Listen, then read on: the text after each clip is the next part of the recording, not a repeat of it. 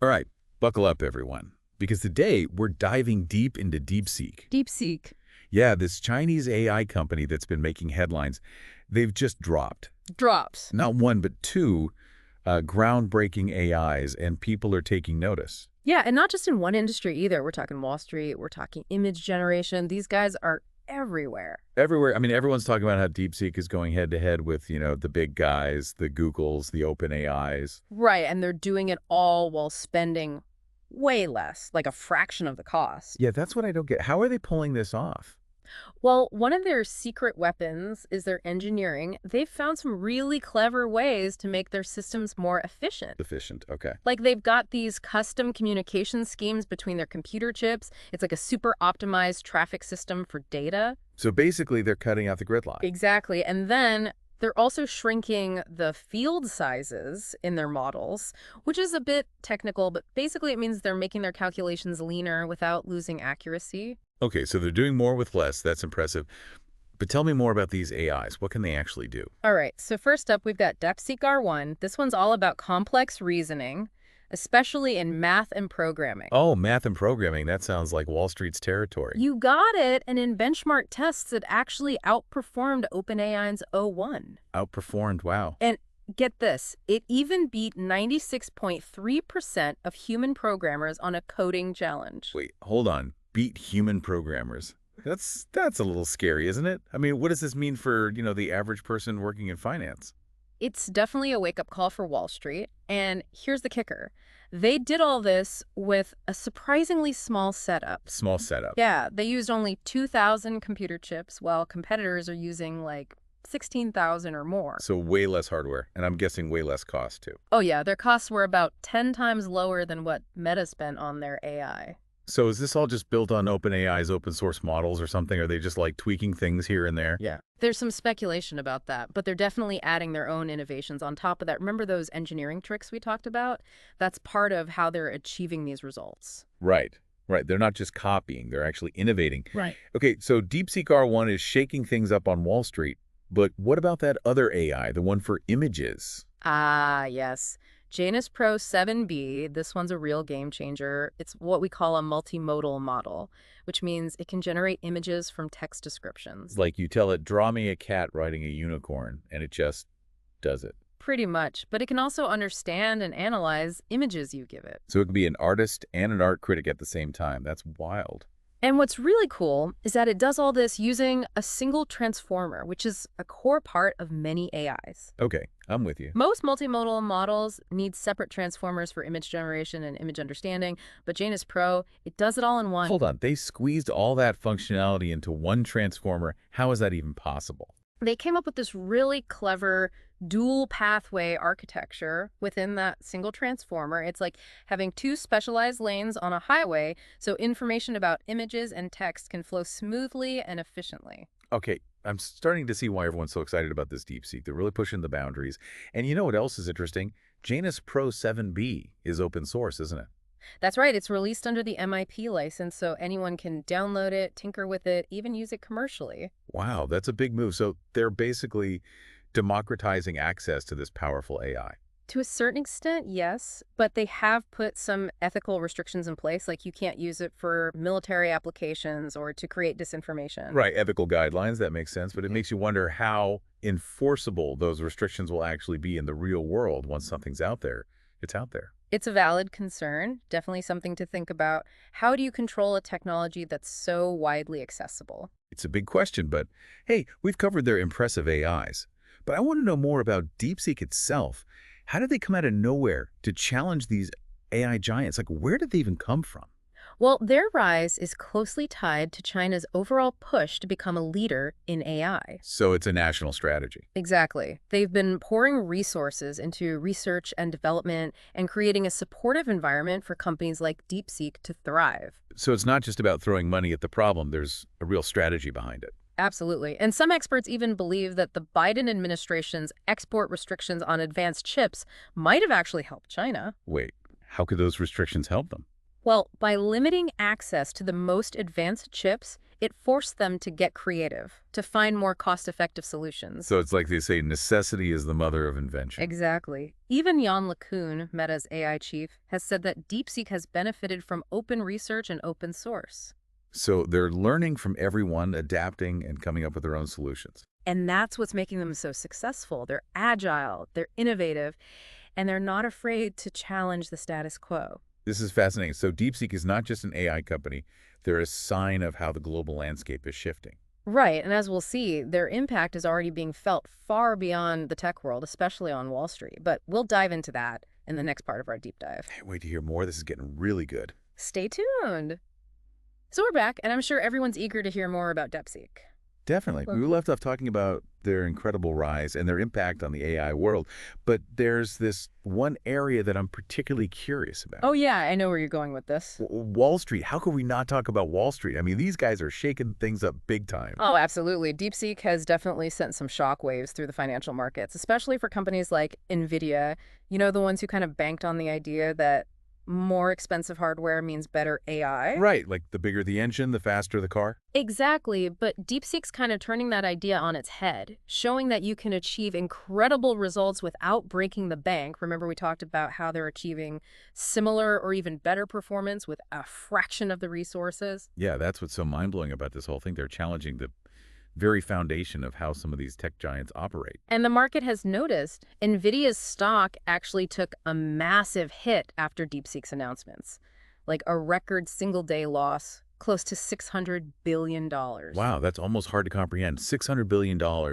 That's not just a dip. That's like a free fall. It is, and it shows you the level of disruption that DeepSeek is bringing to the table, but it's not just NVIDIA that's feeling the heat. Oh, so it's spreading. Who else is getting caught in this DeepSeek whirlwind? Well, take ASML, for example. They make those super specialized machines needed to manufacture advanced computer chips. I've heard of them. They're like the gatekeepers of chip technology. Right. But if DeepSeek can get these amazing results without relying on the most cutting-edge chips, it kind of throws a wrench in the whole equation. So it's not just about the chips anymore. It's about how you use them, how you optimize the entire system. That's a key takeaway here. DeepSeek's demonstrating that innovation can come from challenging assumptions, from finding creative solutions, even when you're not working with the most expensive toys in the sandbox. This is like David versus Goliath, but in the tech world. It is, and it's exciting to see because it shows that there's still room for disruption, that the playing field isn't completely tilted towards the giants. It gives hope to smaller companies, startups, even researchers who might not have access to unlimited resources. Absolutely. It's about thinking outside the box, finding those clever workarounds, and DeepSeek's doing a masterful job at that. So they're shaking things up on Wall Street, but what about the ripple effects beyond that? What about companies that aren't directly involved in AI hardware? Are they feeling it too? Oh, definitely. Think about the companies that build those massive data centers, the ones housing all those servers and hardware needed to train and run AI models. Like the physical infrastructure of the AI world. Exactly. Companies like ACS and Merlin Properties have invested heavily in building these facilities.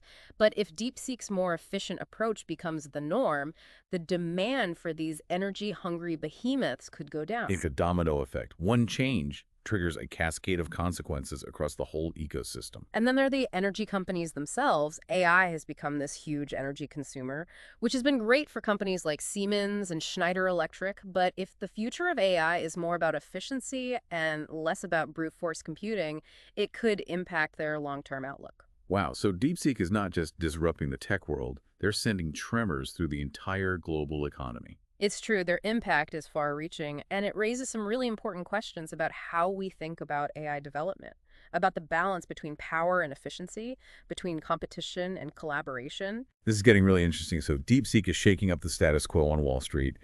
They're potentially reshaping entire industries. But I can't help but think about the bigger picture here, the geopolitical implications.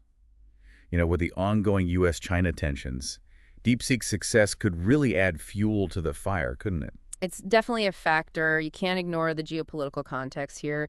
DeepSeek's rise could be seen as a symbol of China's growing technological influence, and it's making some people in the West pretty nervous.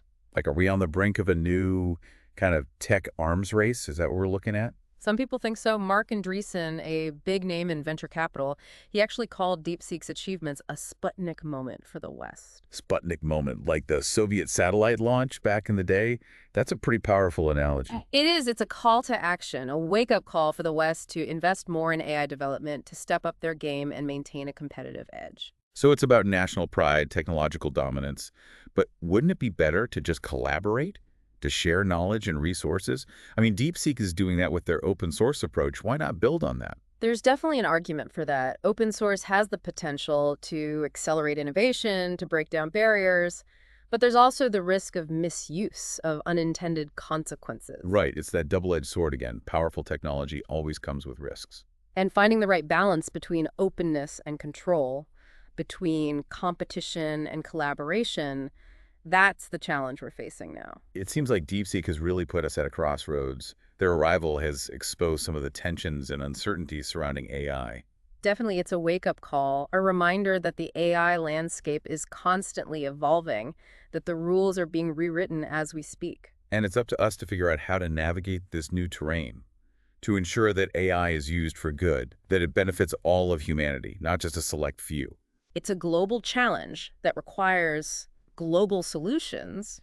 We need to be having these conversations, to be thinking critically about the future we want to create with AI. Absolutely. We can't just sit back and let things unfold. We need to be active participants in shaping the future of AI. Okay, so we've covered a lot of ground: DeepSeek's rise, their impact on Wall Street, the geopolitical tensions, but now I want to look ahead. The future, right? Yeah, the future. What does all this mean for AI going forward? Any thoughts? Well, DeepSeek has really thrown a curveball into our predictions, haven't they? Definitely. They've challenged so many assumptions, it's like they've rewritten the playbook. And that's what makes it so exciting. It opens up so many possibilities. Okay, so let's try to paint some pictures here. What are some potential scenarios for AI's future, given everything we've discussed? One scenario that comes to mind is this. DeepSeek, with their open source approach, they could spark this global explosion of AI innovation. Explosion. Wow. Okay, I like the sound of that. Imagine a world where these powerful AI tools are no longer just in the hands of big corporations and elite research labs. So democratizing AI, making it accessible to everyone. Exactly. Startups, researchers, heck, even students could leverage DeepSeek's models to create all sorts of amazing applications. We could see breakthroughs in healthcare, education, you name it. I mean, that's the dream, right? Right. AI solving real-world problems, improving lives. But of course, there's always the flip side. The risks?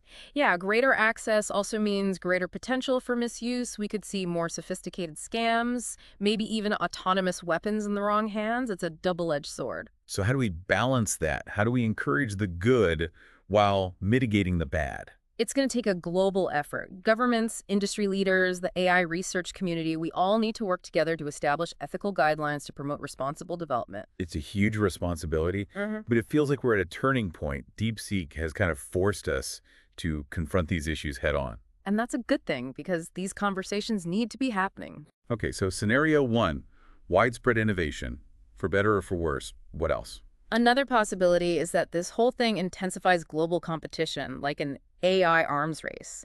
Everyone's scrambling to build the most powerful models. A race to the top. But wouldn't that be counterproductive? Wouldn't we all benefit more from collaboration?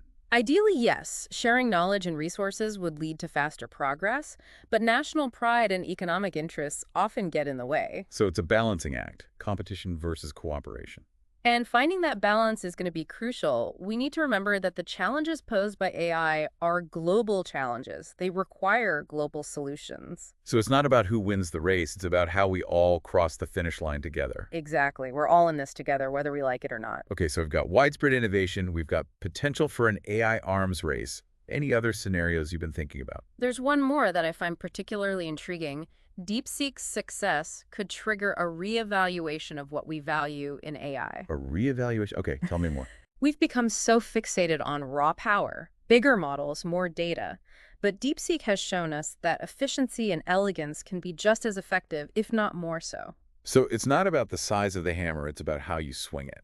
Precisely. And this could lead to a shift in focus, from brute force to ingenuity, from black boxes to transparency, from just building the most powerful AI to building the most responsible AI. That's a future I get behind. But how do we make that happen? It starts with a change in mindset. We need to move beyond the hype, the sensationalism, and really grapple with the complexities of AI. We need to have those tough conversations, the ethical considerations, the societal impact, all of it. And we need to engage everyone in this conversation, not just the experts, because AI is going to touch all of our lives in one way or another. So it's not just about the technology, it's about the values we embed in it. Exactly. It's about shaping AI in a way that reflects our shared humanity, our hopes and aspirations for a better future. Well, DeepSeek has certainly given us a lot to think about. It's clear that the future of AI is anything but predictable. And that's what makes it so fascinating, so full of potential. It's a journey into the unknown, and we're all on this journey together. That's a great way to put it. And to our listeners, thank you for joining us on the Deep Dive. It's been a wild ride exploring the world of DeepSeek and the future of AI. Until next time, stay curious. Stay engaged and keep exploring the possibilities.